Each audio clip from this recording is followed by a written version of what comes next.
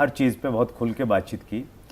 आपने spoken English पे बोला, आपने मेंटल हेल्थ पे बोला, आपने पर्सनैलिटी डेवलपमेंट पे बोला, लेकिन बहुत कम लोग हैं जो शायद आपकी बैकग्राउंड, आपका जो संघर्ष है वो नहीं जानते हैं। तो हमारे व्यूवर्स को अपनी बैकग्राउंड के बारे में थोड़ा बताइए प्लीज़। सुरेंद्र जी, मेरी लाइफ तो एक मिडिल क्लास फैमिली में ही पैदा हुआ हूँ।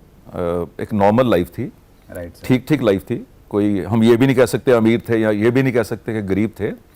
एक एवरेज अमृतसर में रहने वाली फैमिली। लेकिन मेरी फैमिली की गलती क्या हुई कि उन्होंने मुझे जो प्राइमरी क्लासेस थी वो कॉन्वेंट स्कूल में भेज दिया। अच्छा। हमारी फैमिली वो अफोर्ड नहीं करती थी, मुझे भेज दिया। अब जो बाकी के मेरे क्लास फेलोज थे उनके टिफिन घर से आते थे। अच्छा। उनको छोड़ने के लिए ड्राइवर आते थे और मैं रिक्शा में जाता था और एक डिब्बे में रोटी बांध के लेके जाता था। तो दिमाग में उनको देख के जो पिक्चर आई कि यार ऐसी फैमिली में हम क्यों नहीं गए। अच्छा। तो मुझे वहां पर एक एम्बिशन जागनी शुरू हुई। वहां से मैं एम्बिशियस बना कि हमने ऐसा जाना है। तो परिवार ने उस स्कूल से उठा के एक ऑर्डिनरी स्कूल में भेज दिया कि बच्चा बिगड़ रहा है। अच्छा। तो बच्चा बिगड़ने की जगह बच्चा एम्बिशियस हो गया। तो जब एम्बिशियस हुए तो एक चीज़ सुरेंद्र जी आप समझते हैं कि हम अकेले कामयाब नहीं हो सकते। हम कामयाब तभी हो सकते हैं अगर हमारे आसपास के लोग भी कामयाब हैं। तो मुझे कामयाबी चाहिए थी, तो मुझे कुछ ऐसा सब्जेक्ट चाहिए था जहां पर मैं लोगों की लाइफ में भी वैल्यू ऐड कर सकूं। मेरे फादर की इंडस्ट्री थी और मेरा बिजनेस में इंटरेस्ट नहीं था। मेरा इंटरेस्ट था समाज सेवा में, लोगों की लाइफ में वैल्यू ऐड करने का। तो मैंने फादर से कह दिया कि मैं आपके बिजनेस को ज्वाइन नहीं करूंगा। अच्छा।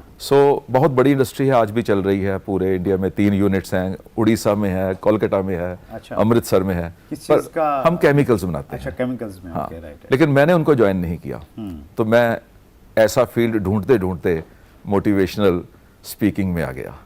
तो मोटिवेशनल स्पीकिंग को एज ए प्रोफेशन जब आपने चुना, हाँ। तो वो कौन सा टाइम रहा सर, क्या सन था? 1980। 1980। अच्छा। ओके। 1980 में जब मैं तकरीबन 22 साल का था।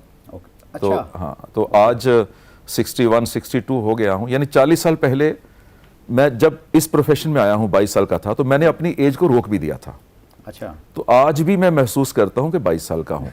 अच्छा। ओके। वैसा ही खाता हूँ, वैसा ही पहनता हूँ, वैसा ही बोलता हूँ, वही मेरा स्टाइल है। एनर्जी का लेवल आपका वही है। मैं चेंज करने की कोशिश नहीं कर रहा हूँ। तो जब मैं इस प्रोफेशन में आया एट द एज ऑफ 22, मुझे मोटिवेशन के स्पेलिंग नहीं आते थे। अच्छा। ओके। और लोगों को भी नहीं आते थे। हाँ।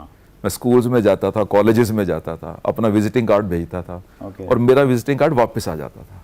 अच्छा। कि ओके। बच्चों के पास इन एक्टिविटीज के लिए टाइम नहीं है। अच्छा, 1980 की बात है। हाँ, तो मैं सोचता था कि मैं एक सेल्समैन हूँ, मैं कुछ भी बेच सकता हूँ। मैं फर्नीचर बेच सकता हूँ, मैं पेंट बेच सकता हूँ, मैं किताबें बेच सकता हूँ, मैं पिकनिक बेच सकता हूँ, पर मैं पर्सनैलिटी डेवलपमेंट के ट्रेनिंग प्रोग्राम नहीं बेच सकता हूँ।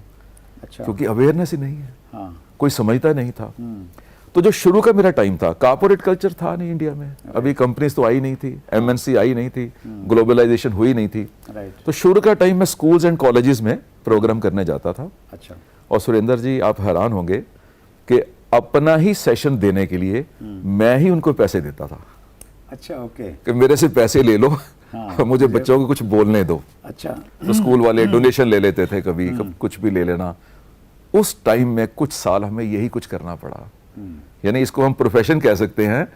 प्रोफेशन तो था ही नहीं, क्योंकि मॉनेटरी गेन तो था ही नहीं, जेब से पैसे देने पड़ते थे। ओके। लेकिन जब जुनून होता है ना सिर के ऊपर, उस समय कुछ दिखाई नहीं देता, बस सिर्फ शौक दिखाई देता है।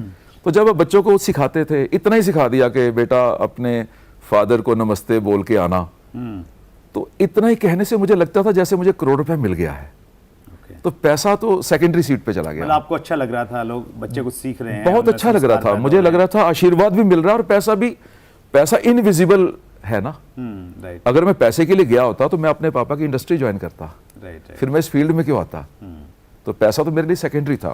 अगर आपने अभी तक chat with Surendra Vats channel को सब्सक्राइब नहीं किया है तो अभी सब्सक्राइब करें और बेल आइकन दबाना ना भूलें, जिससे आपको आने वाली सभी वीडियोस की अपडेट सबसे पहले मिले और हमारी किसी वीडियो को मिस ना करें। वीडियो को ज्यादा से ज्यादा शेयर और लाइक करके अपना प्यार जरूर दें।